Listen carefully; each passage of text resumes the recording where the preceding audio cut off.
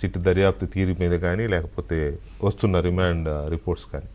ఇప్పుడు మీరు ఇందాక స్టార్టింగ్లో ఒక సినిమా కేటుగాడు గురించి చెప్పారు. అది విన్న తర్వాత నాకు కూడా అదే అంటే తోటకూర కాళ్ళ దగ్గరే అని అంటారు కదా.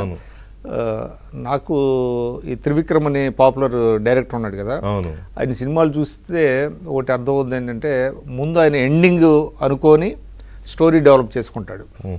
అదొక అంటే అదొక విధానం. అదేలే, ముందుగా స్టోరీ రాసుకొని ఎండింగ్ కాదు, ఎండింగ్ అనుకొని స్టోరీ రాస్తారు. క్లైమాక్స్ ని బట్టి స్టోరీ డెవలప్ కథ నడిపిస్తాడు. అంటే జగన్మోహన్ రెడ్డి గారిది చూస్తే ఇంత డబ్బులు మనం స్కామ్ చేయాలనుకొని దానికి అనుగుణంగా అట్లా చేసుకుంటున్నాడు.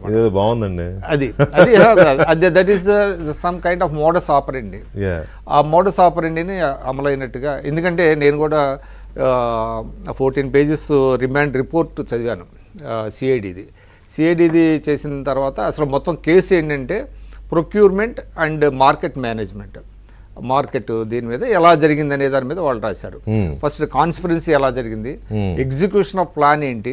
ఇప్పుడు మీరు అన్ని వివరాలన్నీ చెప్పారు కదా, 1,00,000 కోట్లు 99,000 కోట్లు అని లావు కృష్ణదేవరాయలు గారు ఆయన లోక్సభలో చెప్పడం, దాంట్లో 18,000 కోట్లు జరిగింది స్కామ్, 4,000 కోట్లేమో వేరే ఫారిన్ కంట్రీస్. తర్వాత మీరు చెప్పారు 5 కొరియర్ బాయ్స్ లాగా యూజ్ చేసుకున్నాడు. వీళ్ళందరూ కూడా కొరియర్స్. అంతే. ఆ కొరియర్స్ ఏం చేశారంటే ప్రతిరోజు వచ్చిన కలెక్షన్ తీసుకెళ్లి ఆయనకి ఇవ్వడం, దాదాపు to the tune of 60 as per remand report ఏంటంటే per month 60 crores to the tune of 60 crores. That comes around 3,000 odd crores వస్తుంది. ఈ మొత్తం స్కామ్ ఇది. తర్వాత సిట్ ఎప్పుడైతే అదే రంగంలోకి దిగిందో చాలా ఫాస్ట్గా, అంటే ఈ దీంట్లో వేగంగా దర్యాప్తు చేస్తున్నటువంటి పరిస్థితి. అంతేలే, 10 నెలల్లోనే ఇది ఒక రకమైన దీనికి వచ్చేసారు. అంటే సిఐడి కంటే కూడా వీళ్ళు ఇంకా ఫాస్ట్గా పోతున్నారు. కొంత చాలా లీడ్స్ దొరుకుతున్నాయి. తర్వాత ఏంటంటే వీళ్ళు టెక్నికల్గా కొంత సాక్ష్యాధారాలు సేకరిస్తున్నారు. టెక్నికల్ ఎవిడెన్సెస్ ఉన్నాయి, చాలా స్ట్రాంగ్ ఎవిడెన్సెస్ ఉన్నాయి. విదేశాలు పారిపోయిన వాళ్ళు కూడా తీసుకురావడం వెనక్కి వస్తున్నారు. ఇట్లాగా చాలా బ్రేక్ త్రూస్ బాగా బయటపడుతున్నాయి.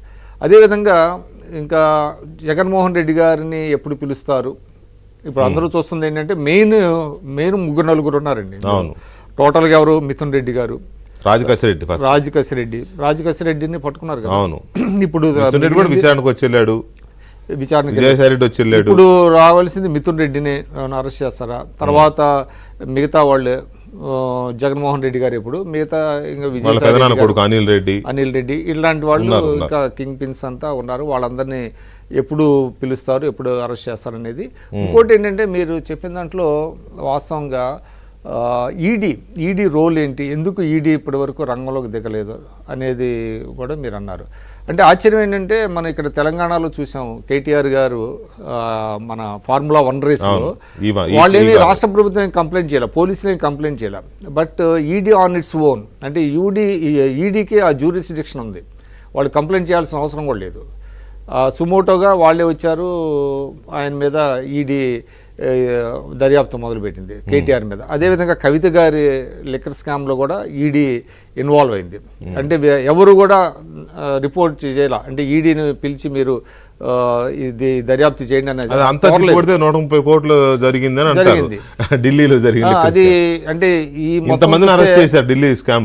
ఢిల్లీ స్కామ్ ముఖ్యమంత్రిని డిప్యూటీ సీఎం అందరినీ లోపలేశారు కదా. ఈవెన్ కూడా చాలా అక్కడ కవిత గారు ఉండొచ్చింది కదా. ఇదన్నీ చూసినప్పుడు డెఫినెట్ గా అనిపిస్తుంది, మరి ఈడీ ఎందుకు ఇన్వాల్వ్ అవ్వలేదు ఇప్పటి వరకు. ఈడీకి వీళ్ళెవరు సిట్ వాళ్ళు వెళ్ళి కంప్లైంట్ చేయాల్సిన అవసరం కూడా లేదు. పైగా ఏంటంటే the magnitude of the scam చూసినట్లయితే మీరు అన్నట్టుగా 100-150 కోట్లు దాంట్లోనే అంత చేసినప్పుడు ఇక్కడ 1000 కోట్లు ఉన్నది. మరి ఎందుకు ఎంపీలు సార్, పురంధేశ్వర్ గారు, ఇప్పుడు కృష్ణదేవరాయలు ఇద్దరు చెప్పారు ఇది చాలా పెద్ద, ప్రపంచంలోనే అతిపెద్ద స్కామ్ గా చెప్పొచ్చారు. రాష్ట్రపతికే ఇచ్చారు. ఈడీ కంటే రాష్ట్రపతి గొప్పే కదా డెఫినెట్ గా. కాబట్టి ఇప్పుడు మీరు ఇంకా దీనికి సంబంధం లేకపోయినా కొన్ని చెప్పాలి. ఎందుకంటే ఆయన రాజకీయంగా ఏ విధంగా ఎదుగుతూ వచ్చాడు నేరాలతో సహా అనేది మీరు కొన్ని చెప్పారు. విచిత్రం ఏంటంటే ఈ స్కామ్స్ ఈయనే కాదండి,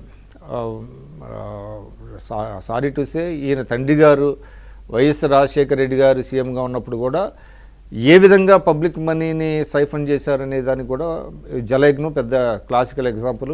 గఫూర్ గారు ఉన్నారు ఆ రోజు, ఎమ్మెల్యే ఉన్నారు ఆయన. ఎందుకంటే మీకు ఒకేసారి అన్ని ప్రాజెక్టులు తీసుకున్నటువంటి పరిస్థితి ఎప్పుడూ లేదు. దాదాపు 26 ప్రాజెక్టులు తీసుకున్నారు ఒకేసారి ఎట్ ఏ టైం. తీసుకోవటం, దానికి ఎటువంటి అనుమతులు లేకుండా మొబిలైజేషన్ అడ్వాన్స్ ఇవ్వటం, ఆ కాంట్రాక్టులను